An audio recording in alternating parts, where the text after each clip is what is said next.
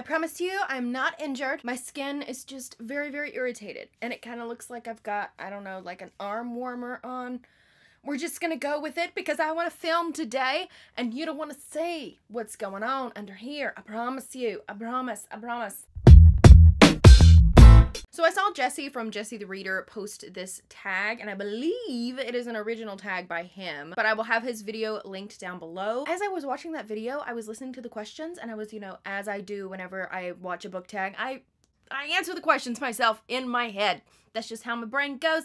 That's just what I do. The necklace is backwards. Wonderful. So I was answering the questions in my head, and I realized that some of these questions really were making me think. They were really making me think. So I think this tag is a great way to talk about some of the books that I either don't talk about on my channel that often, or are new reads for me that are favorites that I haven't talked about much on my channel. So welcome to the Sizzlin Summer Book Tag. So question number 1 is Summertime, a book that you feel brings on the ultimate summertime vibes. That's the end of the question. Okay, I was ready for there to be more. I was anticipating another line. Dumbass. It's been a while since I filmed. Anyways, we have The House in the Cerulean Sea by T.J. Klune. This is following our main character, Linus Baker. He is kind of like a social worker for magical children, and he is given this assignment from extremely upper management to go and investigate this orphanage that is housing some of the most wild and wacky children on the planet, one of the children being the Antichrist. This story is predominantly set on this island that is outside of this town. It's very summer vibes. The children go on adventures together. There's ice cream involved. Linus Baker is sweating like a whore in church on more than one occasion, and I love him so much. Summer vibes. Summer vibes. Question number 2 is Sunscreen, a book that you felt protected you from a reading slump. For this one, we have Dreaming of You by Lisa Kleypas. I read this one right around the time that the Mafia Romance readathon ended. One thing about readathons is that I will read a ton, and then after the readathon's over, I will feel completely exhausted. So after the Mafia Romance readathon, I was wanting to kind of dip my toes into a little bit of historical action. This kind of feels like a historical Mafia Romance to me, but Lord have mercy, this was so good. In this, we're following our main character, Sarah Fielding. She is a novelist. She is yummy. She is delicious.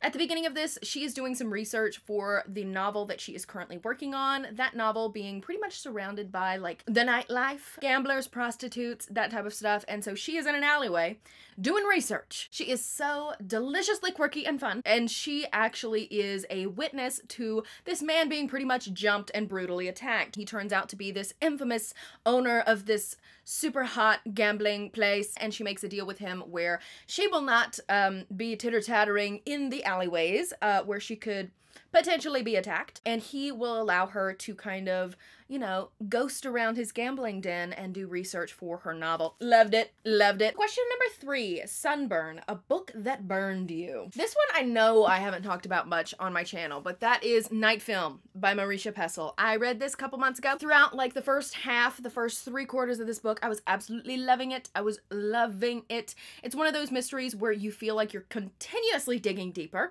and you have no idea where the fuck it's going. I had a couple of options for where the book was going, but I was left so unsatisfied. I am the type of person where when I am reading a book or watching a movie, and this happens especially in horror and thriller movies, and it grinds my gears every single time, I like answers.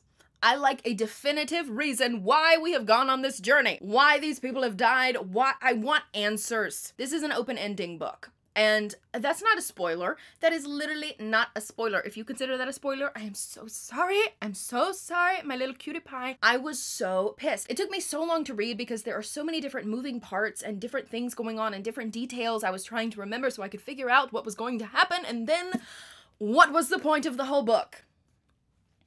I don't know. Question number 4, Pool Time, a book that made a splash in your life and had you diving in deep and making it your entire personality. There's only one book that I can say for this, and I'm not going to talk overly much about it because it's manacled. And literally every single video I think that I made last year, I was finding a way to weasel this motherfucker into it. If I was doing any sort of recommendations or book tag, Manacled was in it.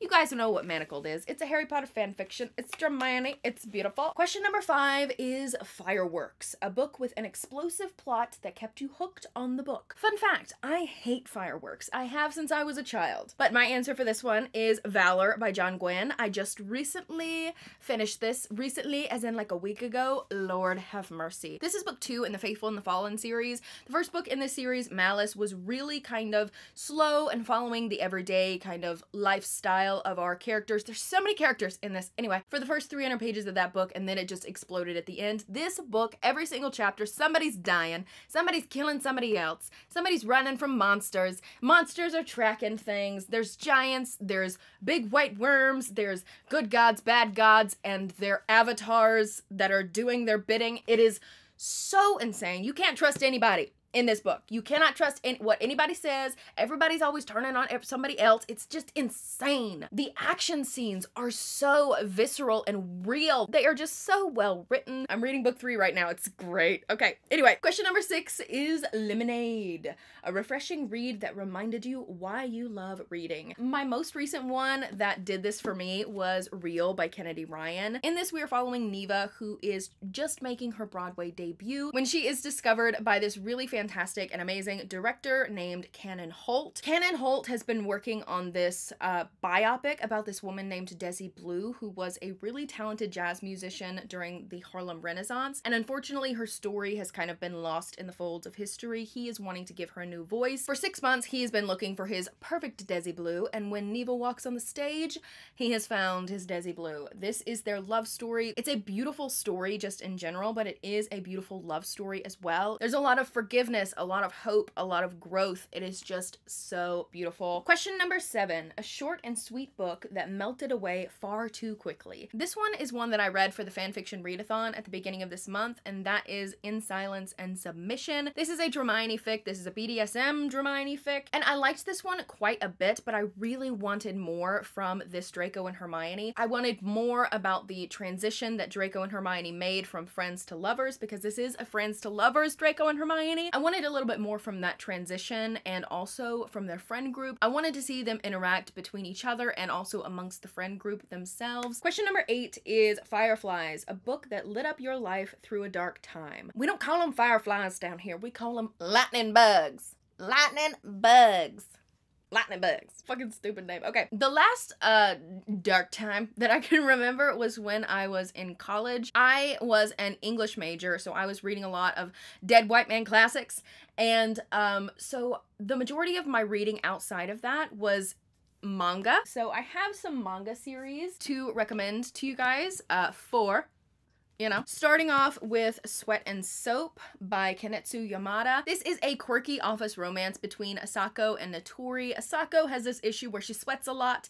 Natori is the head fragrance developer for the company that they work at, and he smells her and he thinks she smells divine. These two are so adorable. I loved this one. Next is The Ancient Magus Bride by Kori Yamazaki. This is following our main character Chise. At the beginning of this, she is being auctioned off at this magical slave trade thing because she is what is known as a sleighbaggy, and a sleighbaggy is kind of like a battery for magical beings. Chise is purchased by this wizard man named Elias, and obviously he's right here. He reminds me a lot of Orpheus from A Soul to Keep, just that vibe. But this is a really cool story. She actually becomes his apprentice and she gets to learn magic, and she's like in the magical land. If you like Studio Ghibli, this really reminds me of Studio Ghibli. Children of the Whales by Abi Umeda, U-M-E-D-A, I don't know. So this is a very strange world in which the oceans are pretty much like sand. They're like sand oceans. And the people that we're following are living on this huge floating land-like ship thing called the Mud Whale. In this, we are following our main character Chakuro. He is kind of like the, what is it called? Like the chronicler of their people. At the beginning of this, the Mud Whale is attacked, his people are slaughtered, and he is chronicling what happens. It's so fucking interesting. And the last manga that I have to recommend is one that I hesitantly recommend because it's out of print. This is Priest. This is, I think it's a manhwa actually. Who is this by? Min Woo Hyung. I got these from a used bookstore, and I genuinely don't think the series was ever finished, but this is such an amazing series. If you are like me and have religious trauma, you will love this. So in this, we are following a pretty much fallen priest named Ivan Isaacs, who pretty much sold his soul to the devil to be able to have the power to fight evil. It is so good. It is so good. It's really, really good. It's out of print. I'm so sorry. I just had to mention it. It's one of my favorites. I loved it. And the last question is Sunset. Show us the prettiest, most summer-esque book. Another Kennedy Ryan. Before I Let Go by Kennedy Ryan. This literally looks like a sunset. It is so beautiful, gorgeous. This is probably one of my favorite covers that I own. So that was the Sizzlin summer book tag. If you want to do this tag, I will have all of the questions down below in the description. I hope you guys enjoyed this video. Please make sure to like and subscribe if you have not already. I hope you have a fan-fucking-tastic day, gorgeous, and I will see you next time.